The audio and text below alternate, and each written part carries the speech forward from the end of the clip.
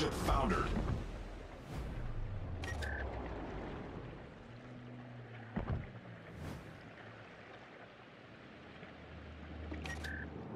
Hey teams, Ripper here. Hope you guys are doing great. Got an awesome video with the vampire and just wanted to talk with you guys and just talk you through a game as well. But before we begin, like, subscribe, bell button below, comment on anything we can do better or what you like or dislike, anything we can do to have fun sailing ships, shooting ships, and learning something at the same time as well. And we can't appreciate the support enough. We are on our way to 600 subscribers and we're having a blast. So hey, the Vampire, before we begin, if you don't know what the Vampire is, a premium Research Bureau ship. You can get it for Research Bureau points. The reason why I like the Vampire so much, it's good at what it's going to do right here, which is cap contesting, DD hunting, has crawling smoke, which allows you to use that ability to be cloaked, as well as has the 5-kilometer hydro, which is kind of like a half and half a Z52 kind of style gameplay where you're in smoke, you use hydro to spot a guy, and then you shoot him and take him down from kind of like a ninja stance concealment. It's like striking from the shadows, if you will. Ooh, really good CV hit right there. I don't like CVs, by the way. I used to like them, now I don't. I don't know why. It's just the gameplay style is boring and mundane, and they seem, like I said, overpowered. But here we go. What we can do with the Vampire is, like, we could storm a smoke screen that we know with the RPF and use hydro to spot him, and also pop smoke as well. We slow down to go concealed, and that way it prevents him from shooting at us accurately, if you will. We start a fire on the nice Fletcher, but look at the fast. The reason why I like it's like a daring. The Vampire 2 is like a daring with faster guns. That's really, really awesome right there. And boom, RIP back to 40 he goes, and that is how the cookie crumbles. And we got single torp launchers, just like a daring, but we only have one set of them, so just because we sacrifice, you know, one set of torps for faster firing reload guns, which I think the Vampire excels at. It essentially is a gunboat DD. It does really, really well with the fast reloading guns. If you build for it, you get about down to 1.8 second reload, maybe all the way down to 1.5 if you get Adrenaline Rush kicking in. If you want, also build it with Fearless Brawler, which I don't, because most of the time I'm inside of smoke or crawling smoke, so Fearless Brawler is kind of useless and a waste. So I prefer having concealment and just having really nice rapid firing guns, as well as more extra heals. So as we melt down the Satsuma, you can see how fast these guns fire. A couple things I like about the Vampire. I like the fact that you can really control the map. You can really use the crawling smoke to move around. Now the crawling smoke, once you're kind of clear of gunfire and everything, it does give away your position. You see this funny smoke cloud moving across the map, you're like, whoa, that's a Vampire. So you know what it is. Kind of similar to some of the cruisers with the crawling smoke and the big Columbo that has it. I mean, it's not hard to miss, but once it's over, you kind of got to wait for a 2-minute cooldown, and you're pretty much open to air attacks and, you know, other DDs that outspot you.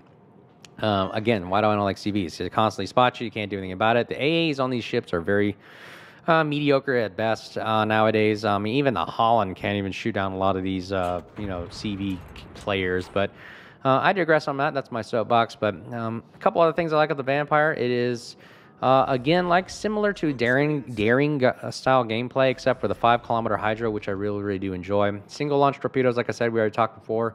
Decent health pools is just average, but not the greatest. You know, we have DDs coming out now with like 25, 28,000, 30,000 HP, which is like cruiser-like HP levels, which is pretty incredible. But it's just fun. I like the Vampire because the guns are like obviously 360 kind of style guns. Allows you to move around the battlefield, aim, point, nose in, knife edge kind of like slim profile, and allows you to take on anybody, cruisers, battleships, destroyers, and it's pretty fun at the same time. What is the state of the new World of Warships right now as we take on this Petro? 11.3 just dropped, and I don't know if you guys have noticed new updates. The graphics obviously is awesome. That was the biggest thing I noticed, which was the new improved graphics, which is pretty much just kind of like landscaping, if you will. I'm not really a fan too much of landscaping because, I mean, you're normally like zoomed in on ships and shooting them. I'm not really stopping and smell the roses and looking at how great the waterfall is off the island. I really could care less about it, although it is great. I applaud them. Their art department's amazing. I wish they would focus more art department things on, like, for example, like water, which they did. The gunfire, more realism, if you will, is which they did. Keep on doing that, by the way. Better sound effects, I would say. Also, I would like to make it, man, I know this is like a PG-13 kind of game, but I would like to be kind of similar to War Thunder or something where they make You can see personnel moving around on the ship. You could see explosions and more damage to the ships. I mean, my goodness, if you're going to focus so much time on underwater crap or, just waves and stuff, why can't you focus on the ship itself? I mean, this is World of Warships, right? I mean, I would think that would be the priority. But let me know what you think below. We should go to more rated R kind of style gameplay where you can see sailors and things blowing up and kind of like the realism of what a game should be. My goodness, if you can play games like Call of Duty and Escape from Tarkov and all this stuff, and you see guys getting blown to bits or dying or getting shot at, if you're okay with that and allowing kids to play with that, then make this game a PG-13 game and above where you can see ships with sailors and troops and more damage to the ships itself. Like when a shell hits the ship, you see some of it blow off or blow apart, or seeing a more realistic damage. I mean, because that's all there is to do. I mean, there is really no damage to the terrain or damage to the sky or damage to the water. It splashes, and that's pretty much it. You only got to focus on one entity, which is the ship itself. But I'm not sure if they want to invest money into that right now, but they are investing it heavily into submarines and underwater crap, so why not? But again, I digress. I think, again, the art department is probably one of the biggest mainstays as we shoot this Salava nose in, and good luck to him. Okay, if you notice, look at my front guns, how they're firing. A lot more realism in the fire effects and the smoke. I love that. I think that is to make it more realistic as in real life. Like in real life, if you see some of the videos on YouTube of, a lot of destroyers or battleships shooting, they have smoke clouds all around them. It literally turns into like a cloud of smoke all around the battleship, and you really can't see it anymore. And I think that actually, like right there, you just saw the Slava shoot, big puff cloud goes around it, and bam, right there, it hits our good old Ibuki pretty hard. But the smoke cloud around the ship from the gunpowder and the gunfire really adds to the realism. I think now, yeah, the whole area would be kind of bombarded with smoke, if you will. Kind of like what a smoke screen does, white. Instead of that, it should be dark gray or black. And it adds a realism in the fact that it's harder to shoot at ships when they're in the gunpowder or firing of smoke. Because, man, I mean, it just makes it more, I would say, difficult to shoot at. Just like if you had a smoke screen, it's difficult to shoot at. I think that would be pretty cool in realism. And the ship's moving anyway, so I mean the smoke clouds all dispersing around and the ship's moving out of it. It just looks so much more realistic. I mean, I think that'd be cool. Wargaming, if you're looking at, think about that. Adding more realism to the game. Other thing that the 11.3 is adding is obviously super ships. Again, I like super ships. They're okay. I don't see the negative thing about it really. It's just another tier 11, if you will. They can be killed. I mean, every ship in the game, boom, RIP back to 40. There goes the Palmern, and we take him down. That second kill of the game. But again, I go back to the fact that tier 11, whatever, they're still killable. I mean, it's not like they're indestructible or they're impossible to take down. I still think they're fine. The only problem I see is, again, the super CVs with these jet fighters and stuff. That's kind of pushing it, I think.